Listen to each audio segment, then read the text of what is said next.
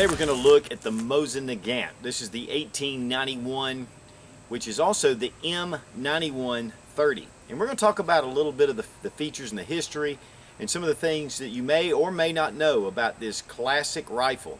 Over 37 million of these were made. They served in 35 countries and were in more than 29 wars. Now, this rifle itself was actually invented in Belgium, and this was sold to the Russians, and many of the Soviet countries adopted this rifle starting in 1891, served in World War I, World War II. Of course, it is still seeing service today, even as late as in Afghanistan and Iraq right now. The caliber itself is, the ammunition is pretty reasonable, and these rifles, I know I've been seeing them at gun shows for around the $99 range. But back in the 90s, when I used to have a gun shop, I used to buy these things 3 for $100. Now the Mosin Nagant, it has very clean lines. Here you can see the integral 5-round magazine. It's just a box magazine. The rifle itself, you load from the top. There is a small 2 indentions here for a stripper clip, but these were very rarely used with stripper clips. Most of them were just fed because it was pretty easy to feed the 5 in here.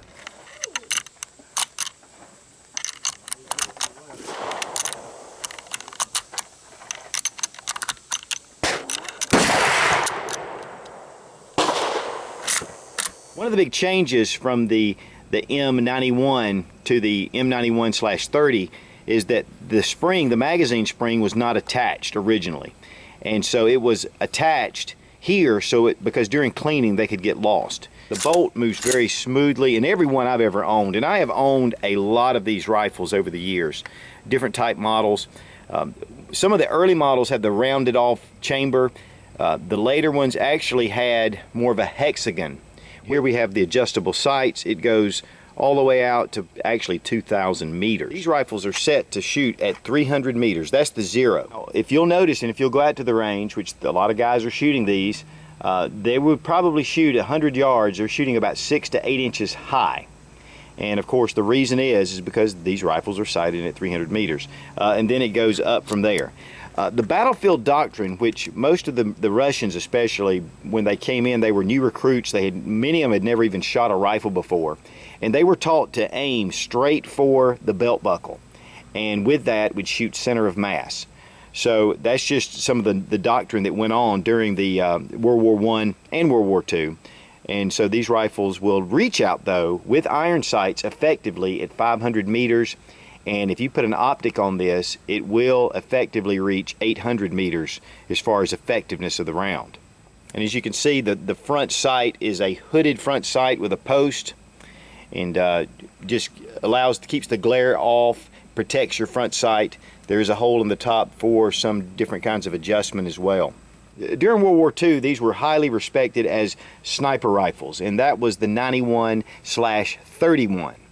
And that differentiated it into a sniper rifle, which many of them were given scopes as well. They were very rugged, they were very reliable, accurate, and easy to maintain. So many of the snipers that were made famous during World War II used these type rifles, the 91, except it was the 31 designation.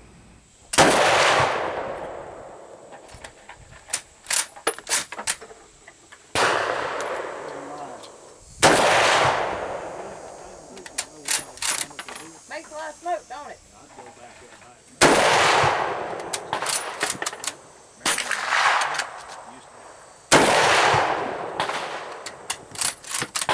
Here's a sling mount right here, and there's also one here at the end of the rifle.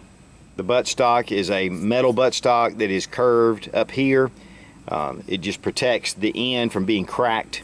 The safety, which is, it's not very easy to do, especially with a gloved hand, which many of the Russians were that way, but you pull it out and then pull it over and it rests here.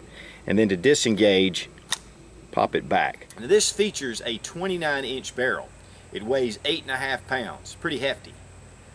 But once you put a bayonet on this sucker, it is extremely long and a very formidable weapon.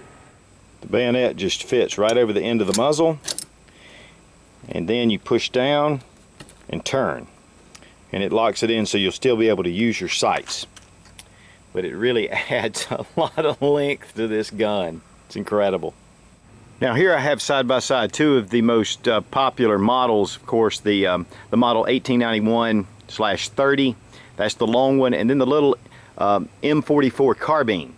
It's a cavalry carbine. These two are the ones you'll see most regularly here in the States. The 9130 has a 29-inch barrel.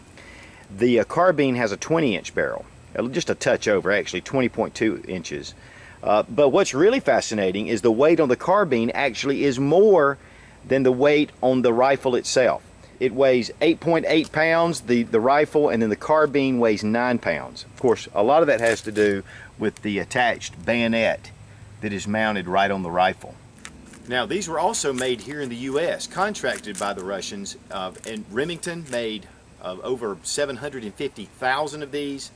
Westinghouse made hundreds of thousands of these rifles, and when the communists took over in Russia, Westinghouse and Remington were stuck with a lot of these rifles, and the U.S. military actually bought these and used these in many of the especially during World War I, and a lot of them were actually adopted to the 30-06 round. The 7.62 by 5.4 rimmed cartridge is very similar in ballistics to a 30-06. Now, if you ever find one of these, the Mosin Nagants in 30-06, that is a very prized for Nagant collectors. You know, if you ever find one of those, it would definitely be worth checking into. But to be honest with you, the 7.62 by 5.4 round is very effective. It's very similar to the 30-06. It is rimmed, as you can see. And this is really plentiful. I mean, you can get this ammunition really cheap. But when these were being sold by the civilian marksmanship program, they were going for $7 a piece. Boy, wouldn't you like to have a nice truckload of these babies?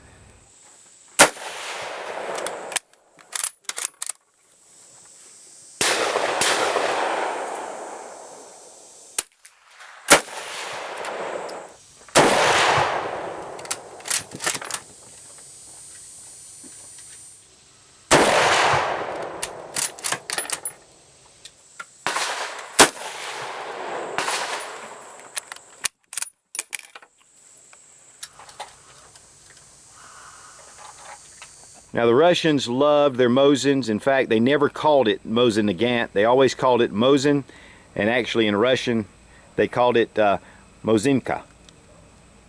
I would highly recommend the Mosin Nagant if you're looking for something just to have a lot of fun, to shoot. They are reliable. You go to the gun show and you look over and there's a whole load of them, or you go to your favorite gun shop and they've got a crate of them. I can tell you, you will be very pleased, and for the money, you just can't beat it. A very rugged, reliable, and accurate rifle. And as always, thanks for watching. Please subscribe for more fun gun reviews and sensible survival. God bless America. Long live the Republic.